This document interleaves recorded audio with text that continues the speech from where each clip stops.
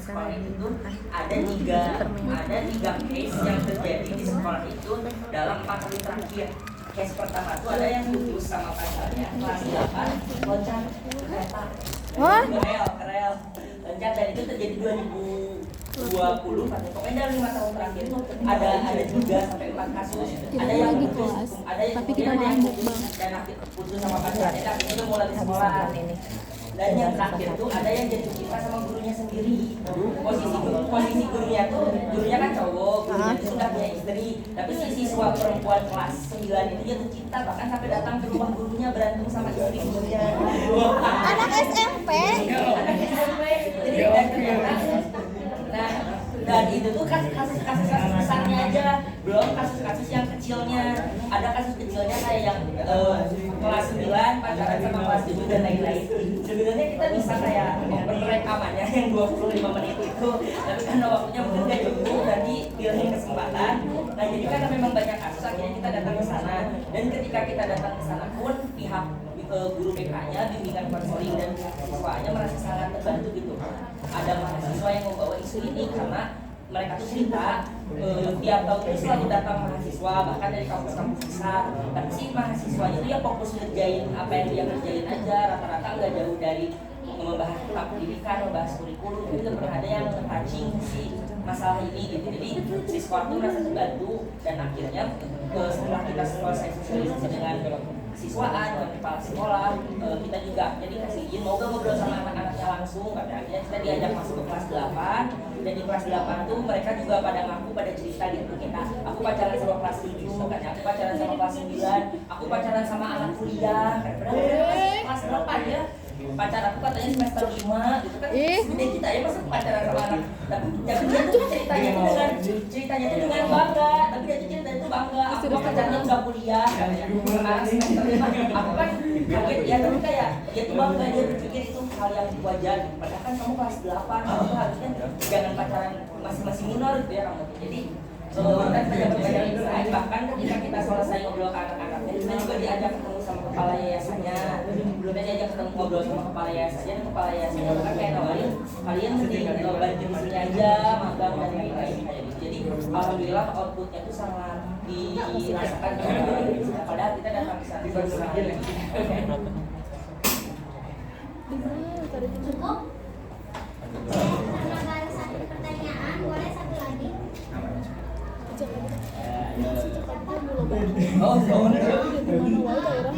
Silakan kepada saudara Saifullah, tapi tolong diperkenalkan dulu ya dirinya sama.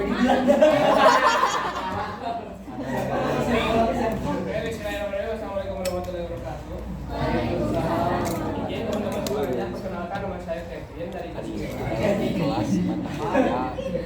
Nah, berkaitan dengan mengenai keras pacaran, tentunya yang saya sering dengar itu sering terjadi di kalangan usia remaja akhir sampai ke dewasa dan sampai ke usia-usia tua lah, kekerasan itu. Nah, tentunya ketika kampanye ini dilakukan atau audiensinya targetnya itu anak-anak sekolah, terutama SMP. Nah nantinya ketakutan saya, ini perspektif saya pribadi, takutnya saya itu ini tentunya nanti akan memperkenalkan kepada mereka apa itu pacaran, apa itu kekerasan yang ada dalam pacaran. Dan hal yang ditakutkan oleh saya itu pribadi. Dan tentunya ini harus dikaji ulang menurut saya. Tapi tergantung kalian juga nantinya itu bakal seperti apa. Nah, pertanyaan yang pertama, apakah ini si kampanye ini sudah dikaji berkaitan dengan target audiens dari teman-teman? Terus yang kedua, ketika memang sudah dikaji, apakah ini tidak akan memunculkan polemik terbaru untuk kedepannya berkaitan dengan kekerasan dalam pacaran? Berkaca ke belakang lagi, karena kan dikhawatirkan seperti tadi, nantinya ini akan memperkenalkan kepada mereka, apalagi di usia mereka yang baru menginjak usia remaja awal. Nah, karena memang rasa penasaran ingin tahu ketika kalian kenalkan kekerasan dalam pacaran itu apa saja, takutnya nanti mereka mencoba hal seperti itu. Terima kasih. izin jawab ya, saudara Sofian. Udah. Makanya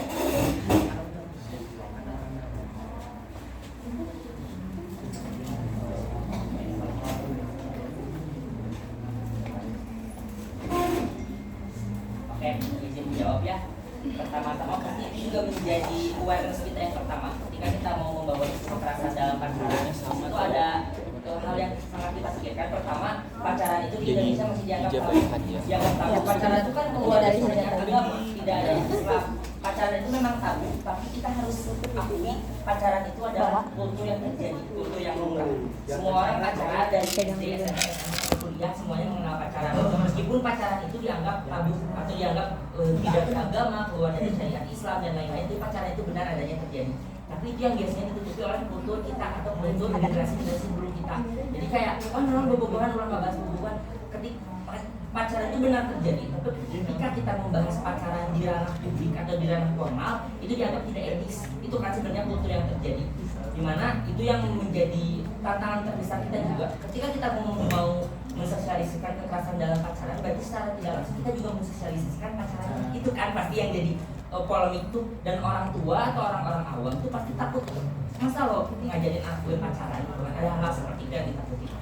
Nah maka dari itu kenapa kita tuh pasti mulai itu dengan literatur dulu. Makanya kenapa di awal-awal kalau di makalah dan di artikel kita juga kita tuh fokus dulu pada pembentukan KDP ini. KDP ini dibentuk secara internasionalnya bagaimana, secara nasionalnya bagaimana, dan pada akhirnya kan kita dapatkan literatur bahwasanya KDP pun mempunyai kategorisasi sama seperti KDRT di dalam Kementerian Kesehatan Indonesia, tapi memang tidak sepopuler KDRT. Kenapa? Karena itu dia ada anggapan bahwa pacaran itu tabu, sedangkan rumah tangga itu tidak tabu. Ya, akhirnya kekerasan dalam rumah tangga itu bisa dikategorikan lebih populer. Itu kenapa Kemen PPA dan yang lain-lain punya data KDRT. Mereka punya data 1 tahun ini kasus KDRT ada berapa ribu, di Jawa Barat berapa ribu, ada yang kayak gitu. Tapi KDP nggak ada. Indonesia itu tidak punya database-nya. Nah itu juga salah satu tantangan terbesar. Nah, jadi banyak juga pertimbangan kita ketika mau membawa campaign ini. Nah tapi kenapa pada akhirnya kita tetap bawa, dan bagaimana cara kita mengantisipasi pandangan-pandangan dan resiko seperti itu. Pertama tadi, kenapa kita pitching sekolah? Kita pitching dulu sekolah. Yang di sekolah itu memang kultur pacarannya terkencang. Jadi ada beberapa sekolah yang memang mungkin sekolah favorit yang kadang-kadang itu lebih ambisius, kadang-kadang lebih belajar. Itu tidak ada indikator kita datang ke sekolah itu. Kenapa kita datang ke Andika? Ya karena ada indikatornya dalam 5 tahun terakhir ada 3-4 kasus gede, bahkan ada yang menghabisi dirinya sendiri dengan loncat ke rel kereta. Itu sebuah indikator yang cukup kuat di mana berarti kita harus ke sana.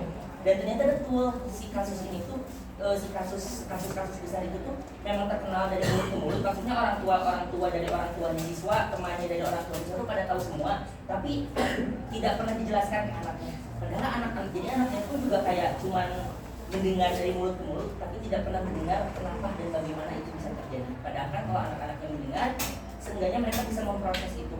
Nah sebenarnya jadi ketika kita kemarin sosialisasi pun kita nggak langsung oke, teman-teman siapa yang pacaran ini enggak, kita ajak ngobrol mereka. Kita mulai dari hal yang terkecil. Kalian main HP suka aplikasi apa? Mereka bilang aku suka main ML, aku suka main Roblox, aku suka main ini. Biasanya main sama siapa? Aku main sama temen, aku main sama pacar. Artinya kita obrolan itu mengerucut, pakai mengerucut. Jadi obrolannya tuh kayak fokus group discussion, tapi kita nggak langsung mengemas nggak kayak sekolah gitu, nggak kayak materi. Kenapa? Karena memang anak-anak tuh punya daya tangkap yang berbeda ya teman-teman, pastinya dari apalagi anak-anak SMP. Makanya kemarin tuh ketika ada anak yang cerita, aku tuh udah pacaran sama anak kuliah, dia semester 5 dan sebagainya. Aku udah langsung kaget tuh kayak, tapi kayak, oh iya, tapi aku udah mahasiswa semester 5 dari kamu SMP. Nah jadi memang tidak bisa instan, belum lagi ketika kita mau memberikan yang lebih berani, mereka kan juga punya orang tua masing-masing ya, belum tentu orang tua yang menerima. Jadi pastinya kalau untuk cara mengantisipasi sendiri, jujur dari kami juga masih mengkaji itu kenapa boleh dinaikin ke atas ke bagian perencanaan jangka pendek, atas perencanaan yang jangka, nah udah sini. Nah makanya kenapa di 21 Juli kita ada audiensi kepada para NGO dengan relevansi dan fokus di isu yang sama. Nah karena pada akhirnya kita juga butuh NGO yang lain, NGO yang lebih besar untuk membantu kita terhadap kasus ini. Misalnya ada Kalau kalian KPI pasti pun kalian sudah ini ya, ada KPI, kemudian ada ITENG Bandung, kemudian ada organisasi-organisasi yang memang bergerak di bidang kekerasan seksual, di bidang literasi. Jadi kita juga harus melakukan audiensi untuk berjejaring dan meningkatkan performa dan kampanye yang dilaksanakan dengan output relasi yang kuat untuk program yang lebih masif. Jadi kita pun setelah kita punya modal awal seperti ini, modal awal ini akan kita bawa untuk berdiskusi dengan NGO-NGO yang lebih besar yang memang juga menangani kasus-kasus yang berbeda-beda, buat kita saling sharing kan. Kita saling sharing buat gimana lebih baiknya, karena kan kalau organisasi-organisasi atau NGO yang lebih besar pasti sudah punya LBH, sudah punya badan hukum yang lebih baik, sudah punya struktural tim yang lebih baik, sedangkan kalau kita sendiri ini pun juga dilakukan berdasarkan mata kuliah gitu ya. Jadi ketika kita mau ke arah yang serius, kita juga akan terus belajar. Jadi paling seperti itu untuk sejauh ini. Oke, cukup kan? Terima kasih. Dikarenakan kuota pertanyaan sudah menunggu ya. Jadi sebelum saya tutup, saya akan memaparkan kesimpulan. Boleh? Oke,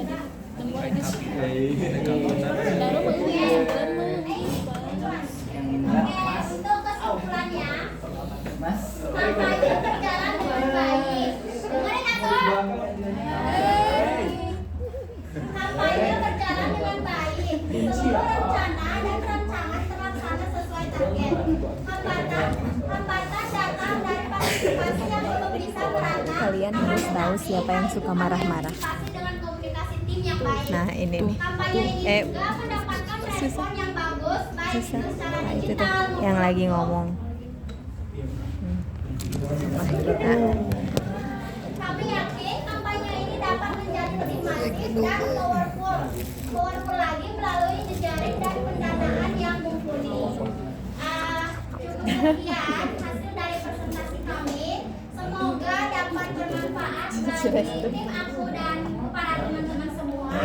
Mohon maaf apabila kami melakukan kesalahan baik secara sadar maupun tidak. Akhir kata, hidayah. Wassalamualaikum warahmatullahi wabarakatuh. Waalaikumsalam warahmatullahi wabarakatuh.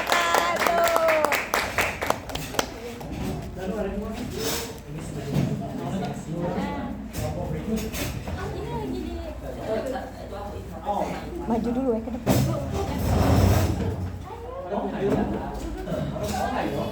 Mana diselang-seling? Mana diselang-seling? Langsung. Itu udah aku bapak guys di Kalimantan. Woi, bapak. Di Kalimantan. Ini 18 slide. Yuk. Gila banget.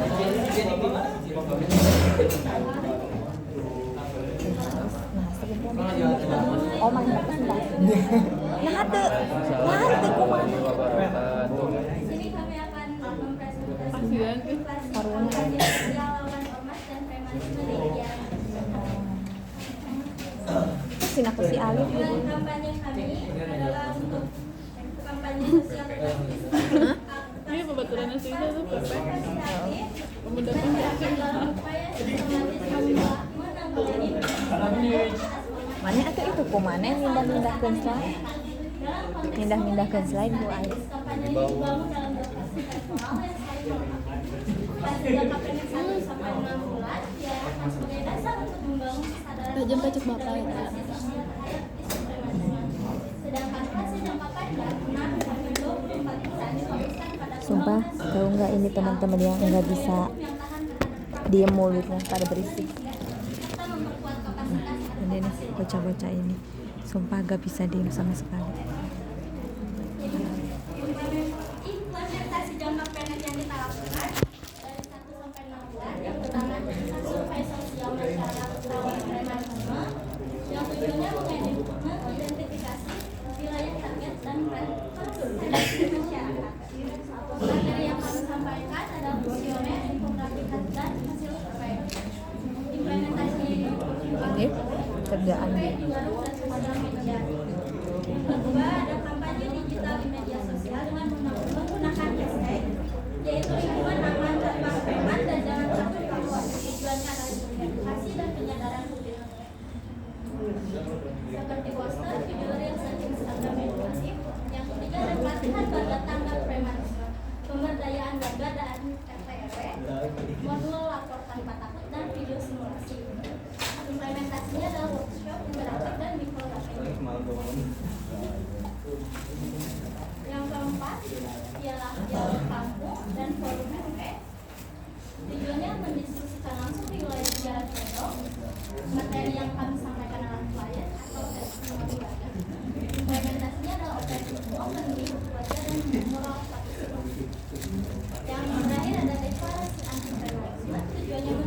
komitmen. Jadi materi yang kami sampaikan itu menghabiskan tiga tatanan implementasi. Implementasinya adalah live streaming deklarasi dan Apa?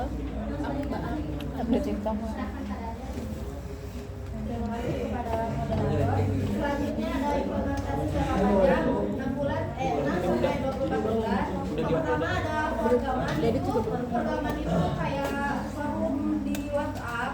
Mau sampah ada? Itu ada advokasi lokal. Materi kampanye itu SLP pelaporan sama suami keluarga. Nah, implementasinya itu ini sama yang juga forum di WhatsApp, tapi di sininya malah forum Telegram salah kok, dan jadwal kerja digital.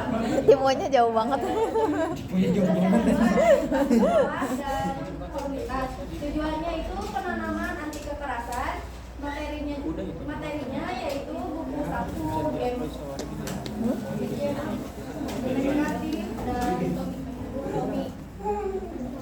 Implementasinya program sekolah ramah tanpa preman. Yang ketiga, festival rakyat aman dan damai. Tujuannya menyebarkan semangat perubahan. Nah, materi kampanyenya yaitu booth, mural, dan stand komunitas. Implementasinya Facebook, seni jalan, dan mural komunitas. Selanjutnya ada kemitraan dengan influencer lokal. Tujuannya memperluas jangkauan kampanye. Materinya yaitu video kolaborasi dan podcast isu. Implementasinya tantangan TikTok dengan hashtag berani lapor. Iya, sampai Yang PP-nya. terakhir ada evaluasi tahunan dan Satu PP refleksi. itu. Tujuannya meninjau dampak dan perbaikan. Materinya yaitu laporan infografis dan survei online. Implementasinya forum Zoom, live streaming, dan YouTube. Nah, hasil implementasi jangka panjangnya 6 forum warga aman telah dibentuk dan aktif. 4 laporan warga berhasil ditindaklanjuti oleh aparat penegak hukum. Program edukasi menjangkau 15 sekolah dengan total 1.200 siswa, menunjukkan peningkatan keberanian siswa melaporkan intimidasi. Festival komunitas dihadiri lebih dari 1.100 pengunjung, menampilkan 24 pelaku UMKM lokal dan seni komunitas, media lokal dan seni kampanye secara konsisten selama 6 minggu, meningkatkan exposure kampanye di kalangan masyarakat tersebut. Evaluasi tahunan menunjukkan perlunya fokus pada literasi hukum sebagai agenda. Sekarang yang presentasi udah beda kelompok yang lain-lain. Kelompok ini, kelompok Adel, Rian, 87% Ika, sama ini. Warga takut mengisi data sebab takut ditandai. Dibentuk tim relawan itu ada si Agus jalan kayak bebek di jalan Agus jalan. ada Kayak Suneom. kampanye digital 280 views penonton 3 bulan engagement naik 32%. Algoritma platform membatasi 18 jangkauan awal, kolaborasi dengan 5 influencer lokal untuk dorongan awal. Dan selanjutnya ada pelatihan warga tanggap premanisme. 130 warga dilatih teknik RT, RW, Baik, 90% peserta mampu menjelaskan langkah laporan. Jadwal pelatihan sering bertabrakan dengan jam kerja warga. Sesi daring di malam hari ditambahkan untuk fleksibilitas. Yang keempat, deklarasi anti premanisme. 16 tokoh publik Ada yang dan mau masuk. 400 warga untuk menandatangani tiga sekolah ikut deklarasi dan viral di media lokal. Ini media coverage nasional, deklarasi tahap 2 direncanakan melibatkan TV lokal. Ini ada kuota Anda.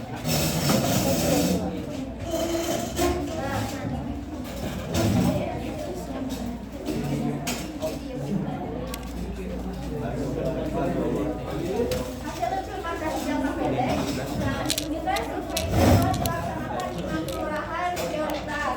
Sumpah makin banyak orang. Responden menunjukkan peningkatan kesadaran terhadap praktik pungli dan premanisme.